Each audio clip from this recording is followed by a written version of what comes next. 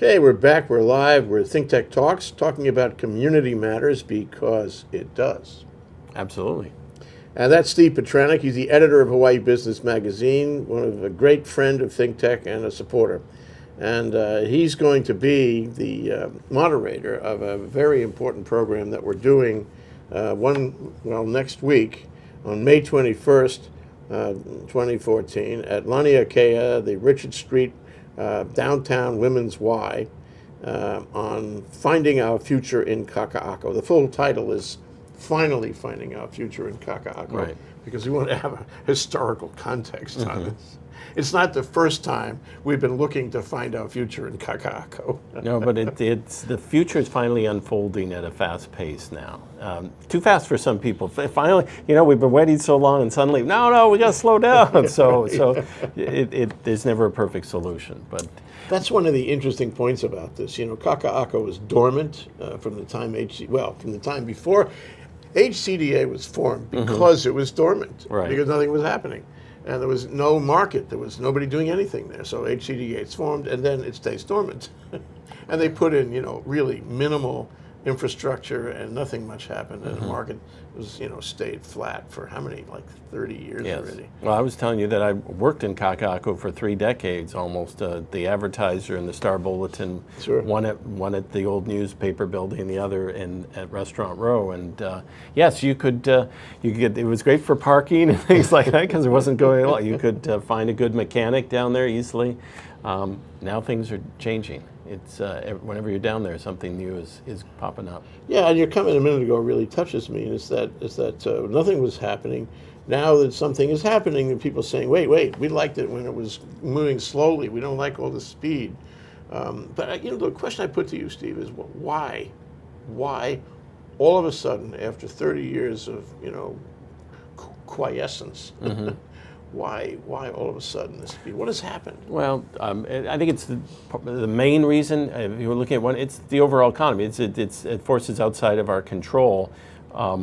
So just talking about the 90s. The move started, I think, in the late 80s, if I remember correctly. But throughout the 90s, Hawaii's economy was kind of moribund, and so there wasn't a lot of pressure to build more things. And then we came into 2000, and then we had things have been slowly building since then. And I think the recession, 9/11, both put hiccups into that process, but I think you're finding a gradual development. There's demand for it. There's demand for both commercial properties, there's a demand for workforce housing, there's a demand for luxury housing, whether it's for local people and for outsiders. So all those demands are now pushing it. Ala Moana's bursting at the seams. You want more luxury shopping outside of Waikiki, it's going to happen at the ward centers. You're going to, more of those towers are going to go up. I think the big issues are, a couple of them, of course, and I'm not breaking new ground here, it's the density of the place. So people don't want us to build on the North Shore. Maybe we've got enough development out in Kapolei, or we're just going to fill in there because those people, to a large extent, have to travel a long way for their jobs. Wouldn't it make more sense if they lived in Kaka'ako and they could walk to work for a lot of them? So but how much density? The people who are already living in Kaka'ako are worried that it's going to get so overcrowded that their quality of life is going to diminish. Their views are going to diminish. The infrastructure isn't going to be enough to support all those people living in that place. So even though the idea is that we want to build up in Kaka'ako so that we don't have to build out on our farmland, on the North Shore, and our other places, there's still tension there. How much building up is enough or too much? And the other issue, I think, is the one that I've already sort of touched on, and that's who is living there. Who is that supporting? Is it supporting rich foreigners, or is it supporting ordinary working people? And the continuum between that? Obviously it's going to be a mix of that, but which way to which extreme are we leaning? Those are the big issues to me. There's 1,000 and other smaller issues that take in, who's building it, what their goals are. You have places like KS and OHA who are building there and doing developments because they're supporting a good cause. That is, they're supporting the schools, the education that KS brings to Hawaiian children, and OHA for its programs, but they're going to be landlords and developers just like anybody else. Doesn't matter that their purpose may be a bit more ideal than just simply making money.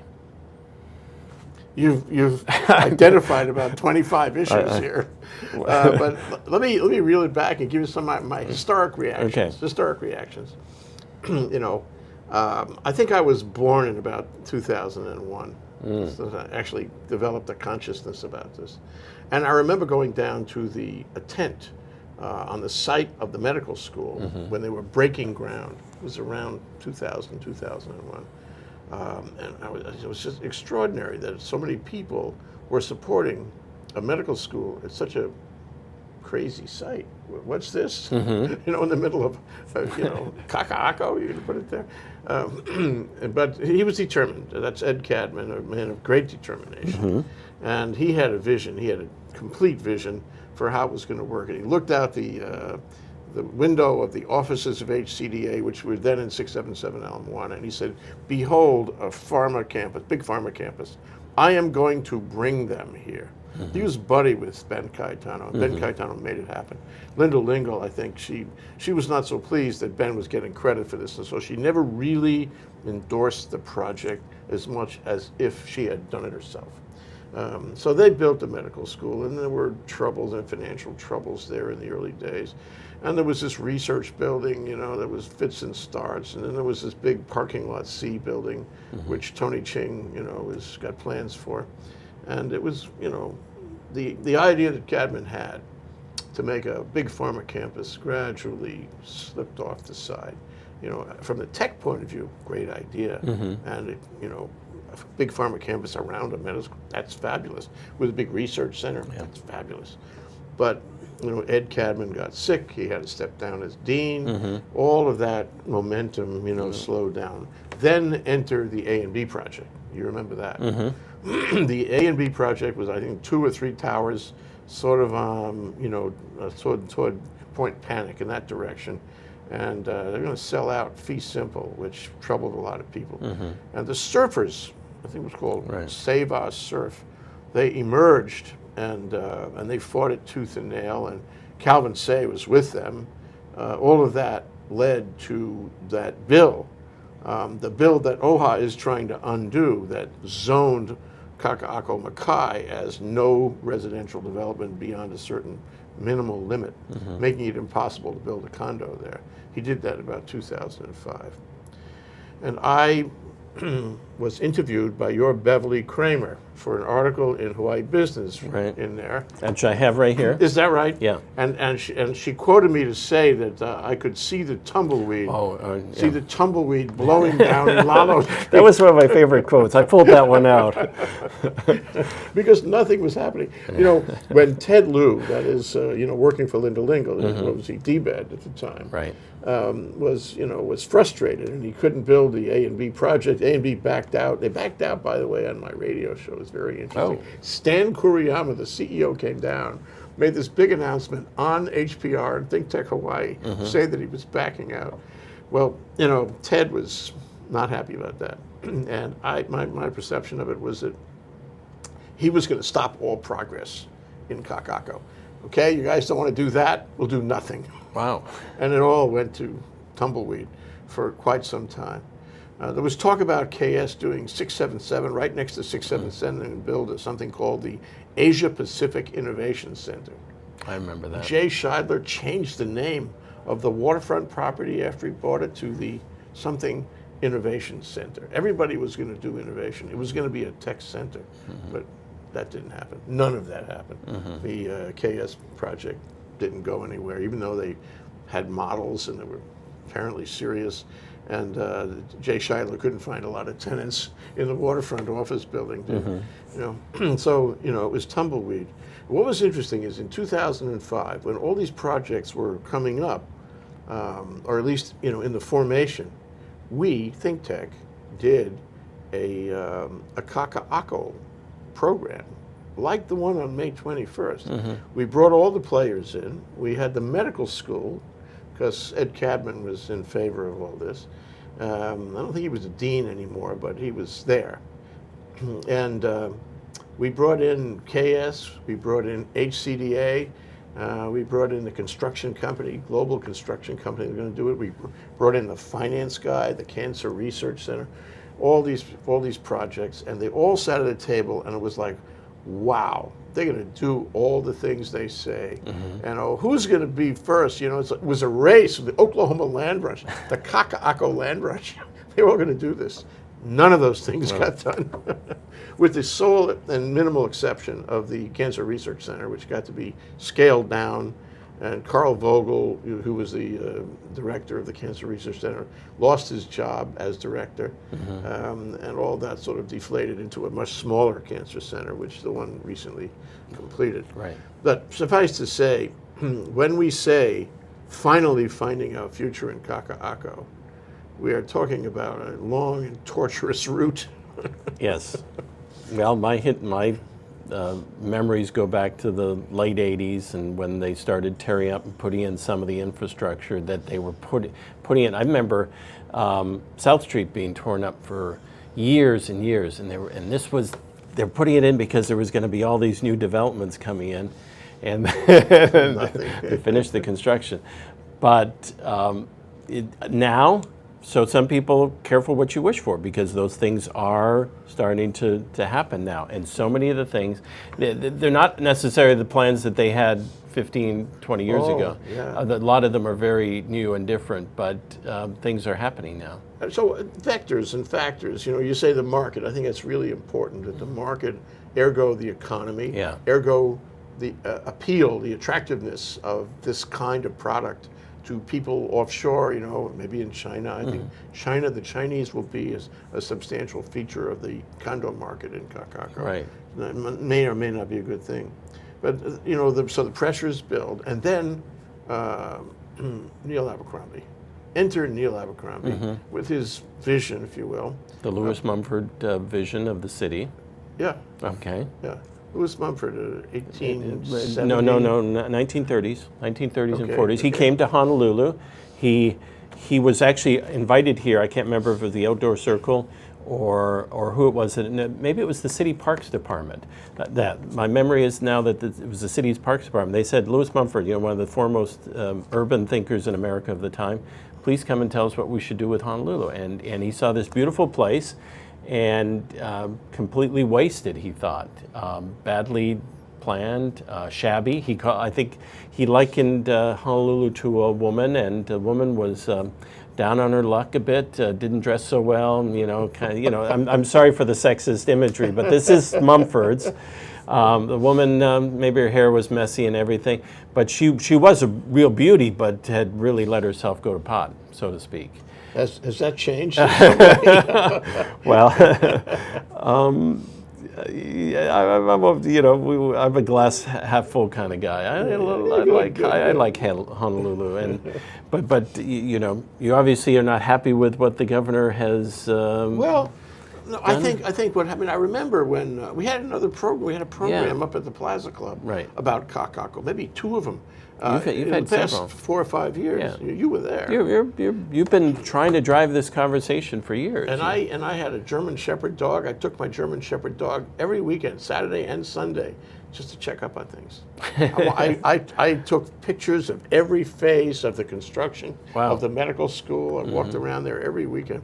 And so, you know, nothing was happening, and now Neil Abercrombie is getting very excited about it, talking about this huge tower, the 700-foot tower, and that's, you know, and he was passionate in his rhetoric.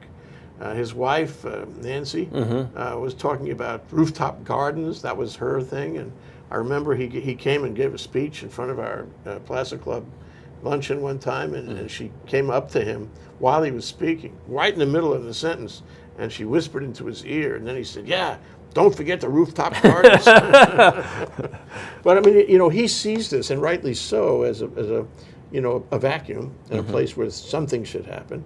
I don't agree with him about all the towers, and we should talk about that. But I think, better or worse, his energy on the thing, his excitement on it, is one of the factors that brings us to where we are today. He stirred the pot for sure.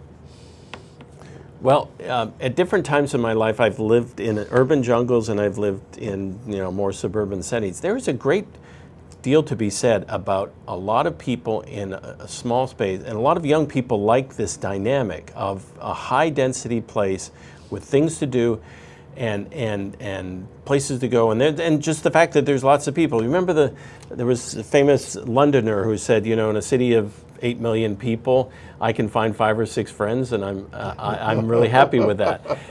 When you have hundreds of thousands of people in a small area, there's an incredible excitement there. The key is managing to do it and creating a good quality of life. So the parks and those. So in our panel that's coming up next Wednesday, so that's a big issue that Michelle Matson, and she's runs the Oahu Island Parks Conservancy, and she's very focused on this issue of quality of life, and parks is a big part of it, but there are other factors in it.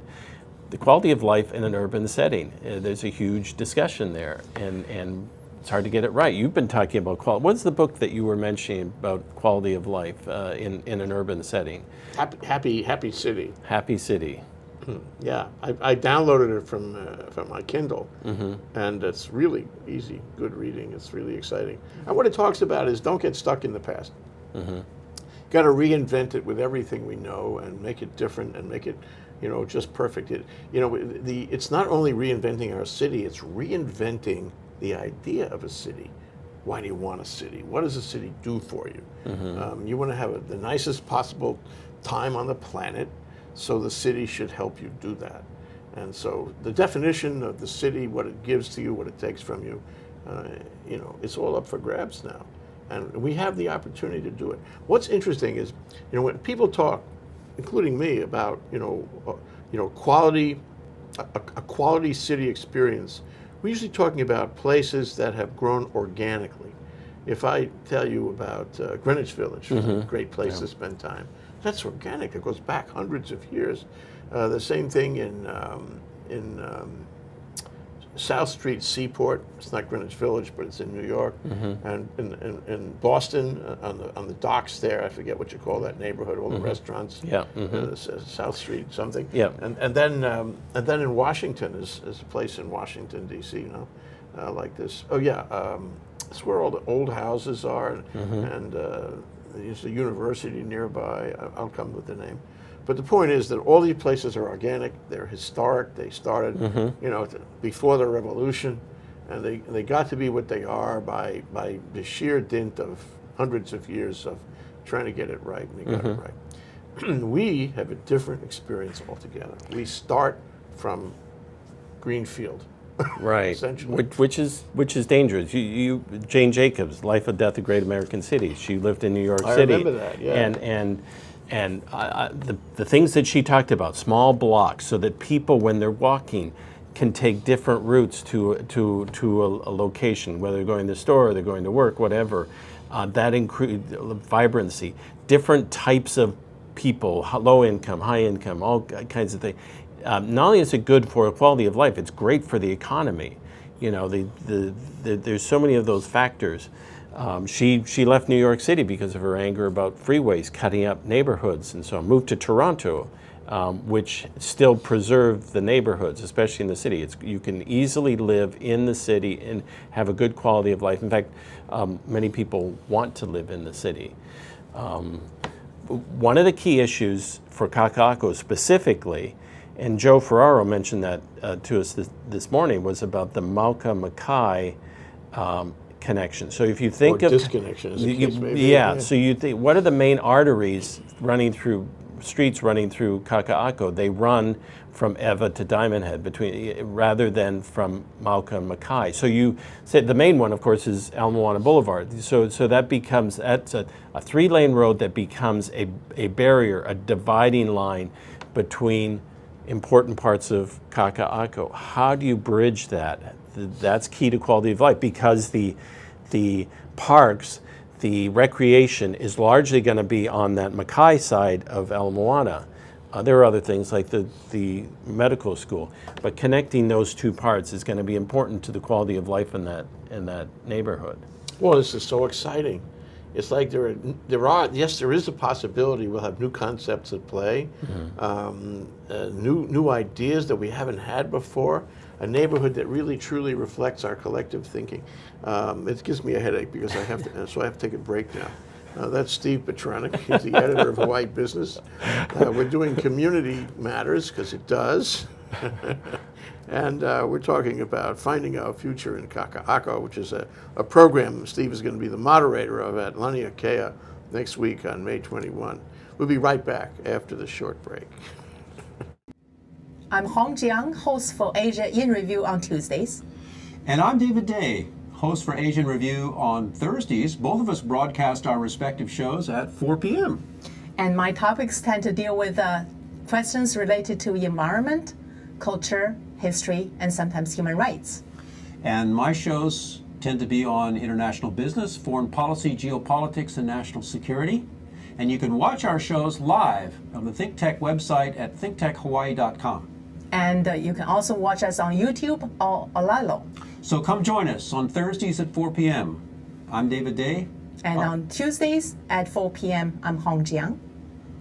Aloha.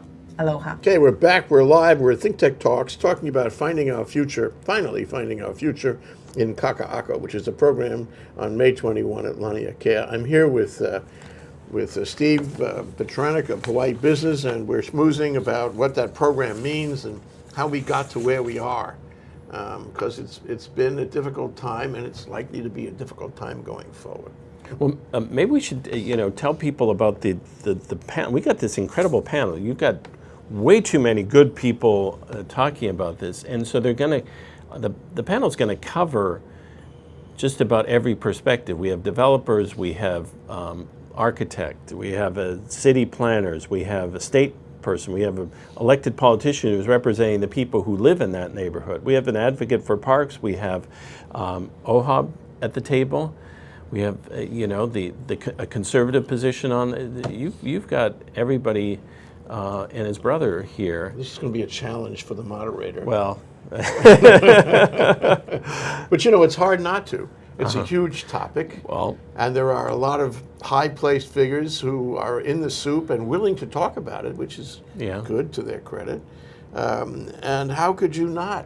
How could you take a huge, big topic like this, which affects so many people, and just find one or two people talk about it? It gets so much more. The challenge is to do it all in the allotted time. Yeah. Well, we organized them today. We're going to start with the big picture. What are the big ideas, what the concepts, and then drill down into specifics, whether it's Howard Hughes Corporation, Kamehameha Schools, OHA. What is the vision of an architect? What about the parks in the area? So taking some of those slices, big picture, little picture, details. So we're trying to, it's going to be, and if you come, you'll be able to ask your own questions, because we will have at least 30 minutes for a question and answer at the end. Yeah, with LiveSift, which acts really quick. Yes. So you can use your smartphone and put in as many questions as you want. People were putting in lots of questions. Well, yeah. And then the problem is the moderator. Again, the burden is on the challenge to the moderator. Give me good questions. I will pick your question. You're going to love it, though, because it's all legible. Yes. And just all you got to do is click the question and bang, it's on the screen. Anyway, you're the glass half full guy, and I'm maybe not. And I want to tell you my concerns about Kakaako, and not that I'm in either camp, for the developer or against the developer. I just have concerns about projects in Hawaii. I have concerns about government in Hawaii doing big projects. Can you think of a single big project, at least in our lifetimes, that has actually been successfully completed? And I bet you can. Big project, hundreds of millions. Can't. This one's billions. And this involves, all kinds of, what do you want to say, legislative lobbying, gubernatorial lobbying, lots of conflicting jurisdictional considerations, lots of organizations that express concerns. Are we ever going to get to the end of it? Are we ever going to agree? I think that, conceivably, and this is the test to me, conceivably, people find a way to be constructive in their criticism.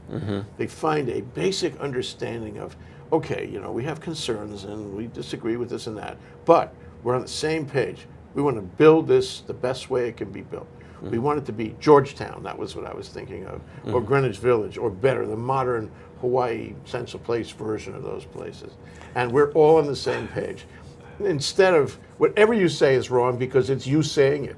That's what I worry about. Well, what's the best analogy in Hawaii? It's Kapolei, where you had, you did have one main landowner, but there were other landowners. You had this vision of commercial development, residential development, education was in there. And is Kapolei perfect? Gosh, not even close. Right. But it did happen. People are living there. People are having a good quality of life out there. There's huge traffic issues. It's going to take a while to sort that out. Did they do it perfectly? Of course not. I think Kapolei is a good example of the glass half full. We've got a lot of people homes. No, what is Hawaii's? Okay, and you laugh. What is Hawaii's biggest problem? Homes. Housing. And we built lots of homes out there. We did. And yeah, when you build homes, you get traffic, you get crowded schools, you get problems. Well, that was okay, but now the glass half empty. Okay. Why didn't we put the infrastructure in? I mean, it was not a surprise that we need infrastructure. Why don't we fix the roads? Why don't we do all the infrastructure and make it work? And why did we sell it to people on the basis that this would be a second city? I remember it's emblazoned on my mind and memory, second city, and then immediately turn around and say, well, no, it's part of the first city. We need rail so everybody can connect by rail. So the second city, you don't hear that anymore. It's gone. So, I mean, I guess we're in the same place. There were flaws. It's notable that it got as far as it did. And maybe it's instructive in the sense that if you're going to do that big project kind of stuff, you really have to think of the consequences. And that applies in Kakaako. Well, certainly, and it's more complicated because there isn't that single big landowner that was on board with the vision. You have different landowners with different visions. Now, there is a lot of working together, but that's an issue. But you have the similar elements, like the big campus. In Kakaako, it's the medical school that is the center of the campus. It's UH West Oahu out in Eva, but all those different factors. The key difference is the rail is part of the mix, or any sort of transportation, but to a greater degree, people are going to be able to walk to work, or bike to work, and play, rather than have to drive to it. That's fundamental. What interests me is Kakaako should just be part of the start. If you think you don't want Kakaako 2 built up, what about McCully? You drive through McCully, and that's a workforce housing area, but the density is pretty low. Why don't we have 2 stories? And from there, you could walk to Waikiki. And I'm sure a lot of the people who live there, it's a relatively inexpensive. We're talking about inexpensive housing. If that was redeveloped, and then you could have a lot of the workforce that actually works in Waikiki, and they don't have to commute from Waipahu and Eva Beach. That's a hell of a commute on the bus, because those people are not driving in. Why didn't we do that? And that whole area, Mo'ili'ili, is underutilized. I think a lot of it's because then you're talking about hundreds of landowners rather than a dozen or so. And each one thinks that his land is special. Each one thinks that his land is going to make him and his progeny rich forever and ever. So he's holding on, banking it and all that. Doesn't want to develop it. Doesn't want to spend the money. Doesn't want to sell it right now. Right. He wants to appreciate it. It's a bad state of mind, but I think that's what happens, and it stands in the way. We've got to get over that, or the state has got to do eminent domain for large projects. Well, that would solve it. But then you were the one that was saying we can't trust the state to develop properly. See, this is the I'm just being devil's advocate I think for the it. state ought to be. I think the state ought to be the leader on this. Yes. Because there's no other way to do it. So Kakaako, maybe we should not be. This is what I see as one flaw in Kakaako. Where everyone has their own vision of Kakaako. We want to solve all of our problems with Kakaako alone, and it doesn't have to be. There are other places that are central that can be part of this third city. That is the name, but places where you can have both workforce housing and luxury housing. You can have commercial development. You can have education development. The kids who go to UH, they could commute they could walk and bike, UH Manoa, from McCully and Mo'ili and more development in there. So, as well as the professors. My wife is chair of the communications department at UH Manoa. She's struggling to find affordable housing for the people she's recruiting as professors. You read the story about the affordable housing, the UH affordable housing, faculty housing. Oh problem. yeah, well that is, people are living there forever, but they don't have an affordable place to go, and university professors, that's a competitive field in terms of getting good people. Someone was hired away from the former chair of my wife's department. A lot of money from university in Florida, I can't remember which one, but they lured him away. One of the best professors in that department was lured away, and to a place where the cost of living is a lot less than it is in Hawaii. Probably other competitive things too. But one thing you said a minute ago, Steve, which leads me on a whole new thought about this, is that we're trying to find the factors and vectors and whatever the little things were that changed history and made Kakaako come alive, which is what's happening. But the consequences are equally interesting. So it's done one day. At least these projects are done, and however we settle on all the issues, they get resolved, or maybe de facto. That's the way it is. It doesn't stop there. It has all kinds. It becomes a factor and a vector in all the other neighborhoods, including Mo'ili'ili, including all of Honolulu. It's likely to spark additional redevelopment in every direction. It will change not only itself, but everything around it in miles away. It's likely to change the nature and quality of life in the city. Ergo, it is the most important development thing that has ever happened in the state. Way more important, for example, than what was going on at statehood. Although some of that was really bad. Let's take a break. That's Steve Petranik. He's the editor of Hawaii Business. He's moderator in Finding Our Future in Kakaako on Monday the 21st at Laniakea. I'm Jay Fidell. This is Community Matters, because it does. We'll be right back after this break. Hi, my name is Dr. Rafi. Every week, I'm right here at ThinkTech Hawaii, 3 p.m. on Mondays. My show is Boards' Bio Briefings. What do we do here? Well, we watch sperm swim. We see if they catch anybody. We check out the latest biosimilars. The kind that, what was his name? The guy with the bicycle? I guess we forgot his name, but he was taking EPO and other human growth factors. We'll be talking about human growth factors. You want to know where to get some? Maybe I'll tell. Anyway, you can catch me, as I said, every week right here, Monday, 3 p.m., ThinkTech Hawaii, Dr. Rafi. You can also find me on Twitter, BioInfoMedical. Or you can catch me on Facebook, Dr. Rafael Boritzer. I'll be happy to converse with you. Aloha. Okay, we're back. We're live. That's Steve Petranik. We're talking about Finding Our Future in Kakaako, which is a program on May 21st that Steve is moderating. It's at Fuller Hall in the Laniakea YWCA.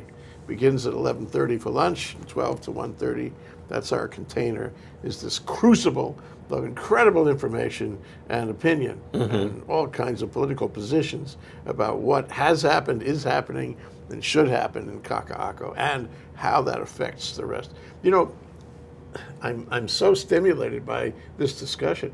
You know, I remember, it wasn't that many years ago, maybe 5, when one of the big landowners in the area hit the front page with a rendering of a beautiful walkway. It looked like an updated Georgetown. You know, it was beautiful. Lots of open space and a lot of, you know, landscape features and small buildings. 2, 3, 4-story buildings. That's all. Nothing big. And I said, this, you know, this could be the best of the best.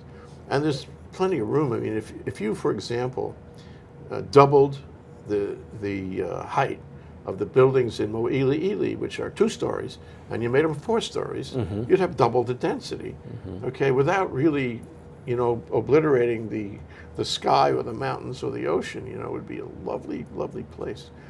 And I was thinking when I saw this rendering in the newspaper that we were bound for a good place. If they did this, what they rendered, you know, you never know, it would have been really something. But then somewhere along the line, it was around the time that Neil Abercrombie got excited about Kakaako. All of a sudden, we're not talking about 4 or 5 or 6-story buildings. We're not talking about that many open spaces. We're not talking about new parks. We're talking about 700-foot towers. And the question I put to you is, can we achieve call it the Georgetown effect?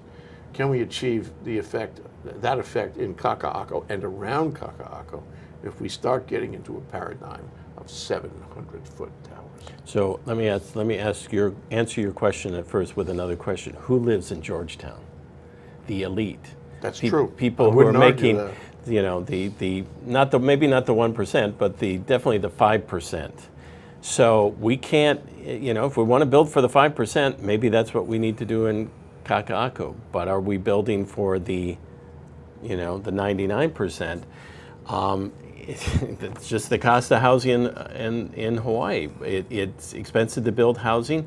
The fact that you go through all these contortions to build it builds up the price of it. Materials, labor, all those things. Permitting delays. And the cost of land. So if you want ordinary people to be able to live in Kakaako, I don't see a solution other than going up. That's why, you know, the governor sees his project, that 700-foot thing, as being affordable housing. I hope that comes true. That's still on track as far as I know.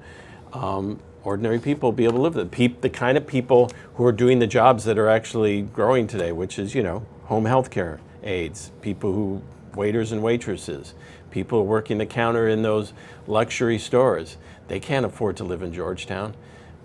Are they going to be able to afford to live in the new Kakaako? There was an interesting Marshall Hung doing 801 South Street. You know, there was an ad in the paper a couple weekends ago where he had people who bought into 801 South, and they were ordinary folks. They were middle class people, young people. I mean, and that was exactly what I was hoping would happen. Right. But query: is that a sampling? Is that a true reflection of the people who are going to be living there? I think so. I know that a lot of people at our office, I don't know how many of them actually bought there, but a lot of them looked at it. It's still pricey for ordinary people. I mean, affordable workforce housing is still crazy expensive in Hawaii.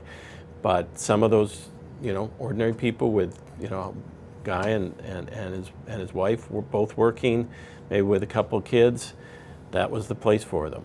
They weren't the 5%. They weren't the 1%. They were, you know, middle income. Class, yeah. And what is the average household income in Hawaii? This figure may be a few years out of date. $64,000 For husband and wife. Husband and wife, and it's hard to buy anything other than a condominium in a tower.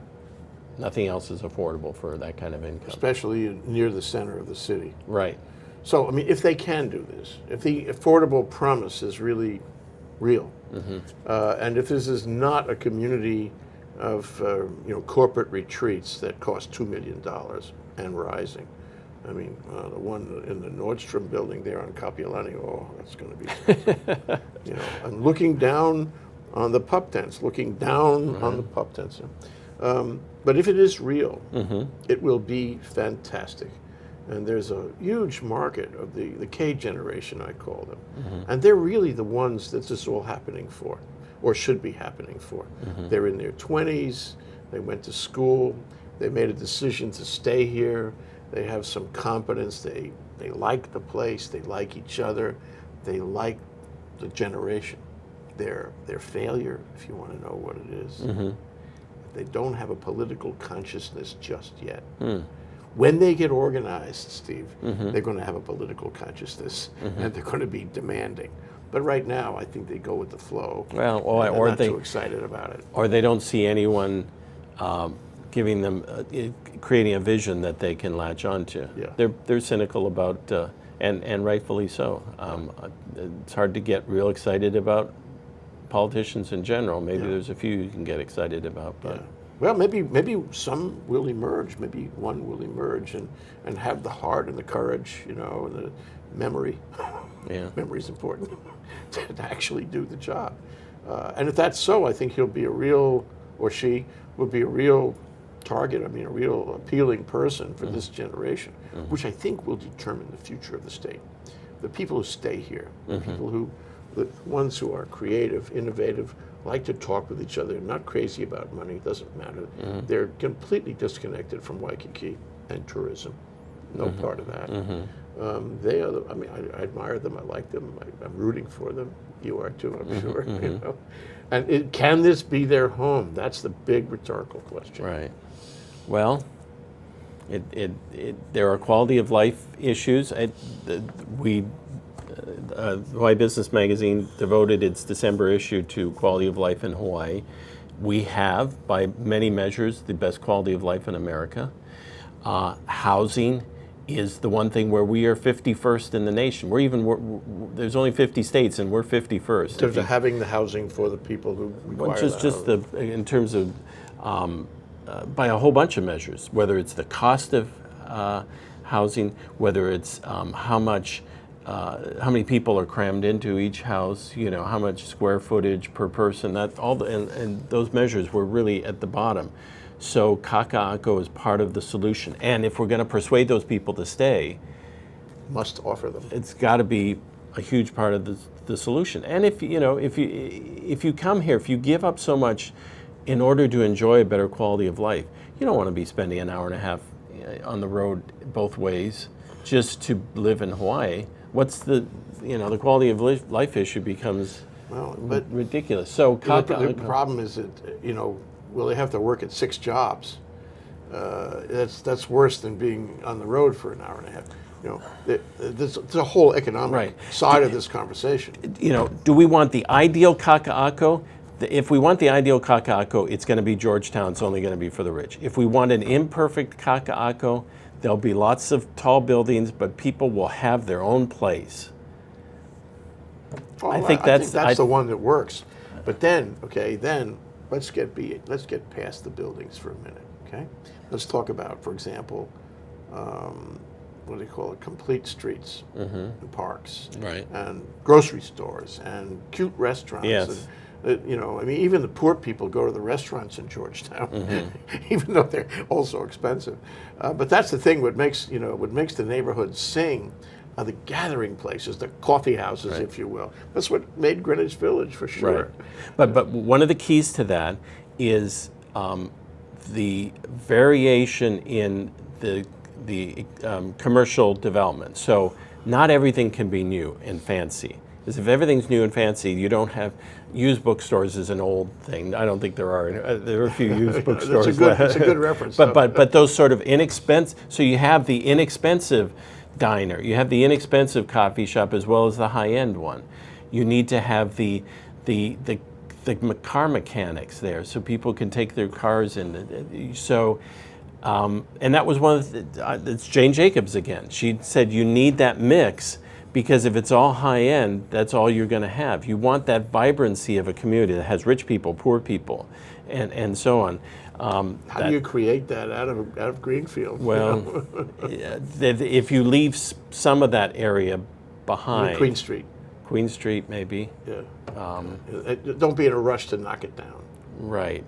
Then there's other, pockets like just near the the legal buildings. There's a few small, beside the courthouses, there's a few small diners in there, small places. But let me throw an obstacle at you. Yeah, okay. This affects everything. The obstacles. I love obstacles. It's limited land, so land is more expensive. Okay, and the whole real estate industry is, gee whiz. I mean, it's the bane of our existence, and so that's why, in large part, these condos or any housing is so expensive in Hawaii.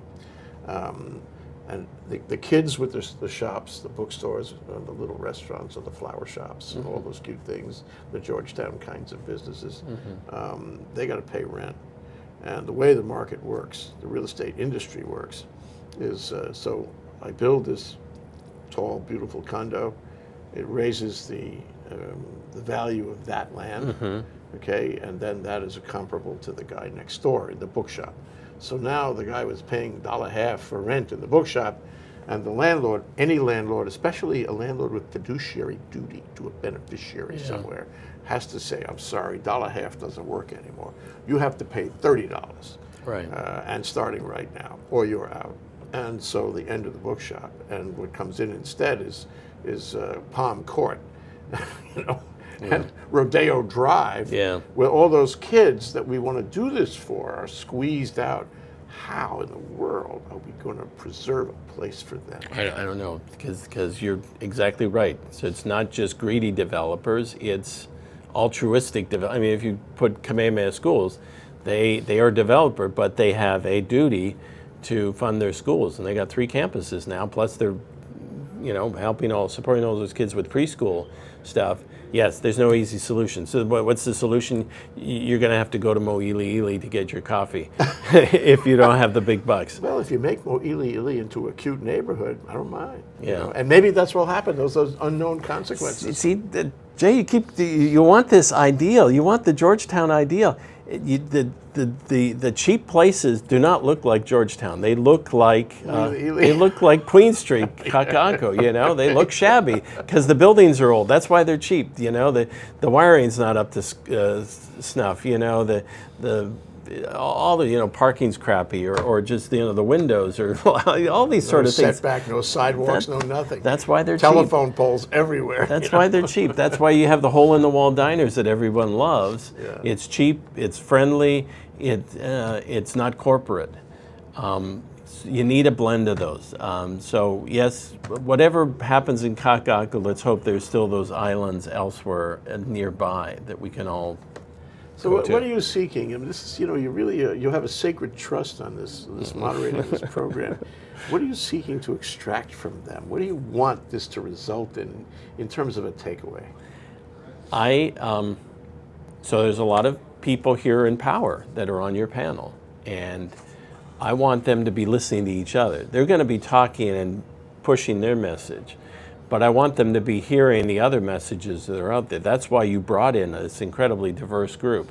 So I'm sure they get that feedback all the time. The more feedback they get, the better. Are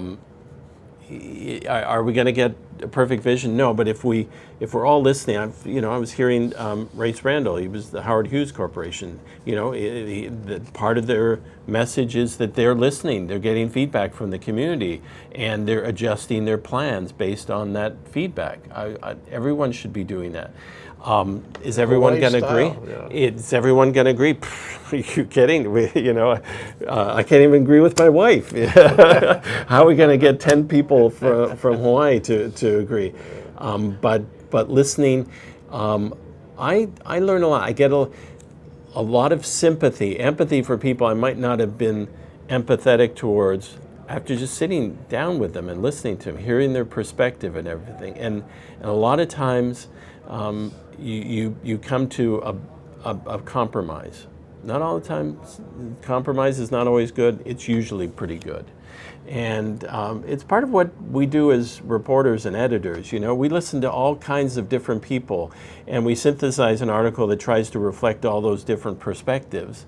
And after you do one of those stories, you get to be, I can understand why someone feels the way they do. And with that sort of perspective, I think you make better decisions. You don't make perfect decisions, but you make better decisions. That's Yeah. all. That's all I'm.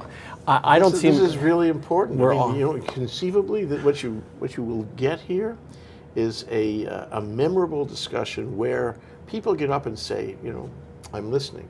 I've made a corporate decision to listen, and I really mean it. And the guy on the other side, you know, an activist like Michelle Matson, she gets up and says, you know, I'm an activist. I'm very concerned.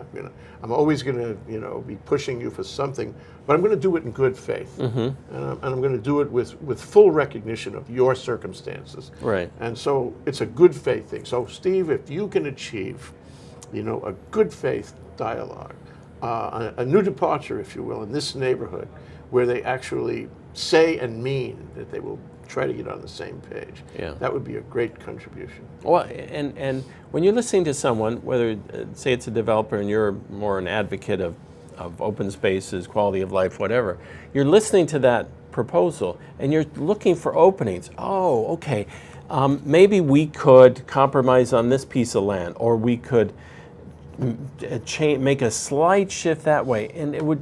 And only when you're listening to the other person. If you're just butting heads, you may be reinforcing your own attitudes rather than finding a way to compromise. We don't want to, you know, be the U.S. Congress here. We want to be Hawaii, and Hawaii is always about, you know, listening to other people, trying to find a way to live together because we're living on this island. Kakaako is another island on the island, and we've got to figure out a way to do it together. We've got to figure out a way to make it economically work. We've got to find a way to make it work for for different classes of people. We got to make Kakaako work for the rest of the island, because Kakaako is one of those places where it doesn't just serve the people who live there or work there. It serves the whole community, because it is The whole state, exactly. It's that dense area where a lot of development can take place, so it doesn't have to take place elsewhere. Where people who want the urban experience can have the urban experience. Where you can have the shopping that draws people from all over, and the street life, the urban activity that draws people from all over. And that's a great thing. I loved living in the city when I lived in the city, and that was a part of my life that I really cherish. And someday I may return to that.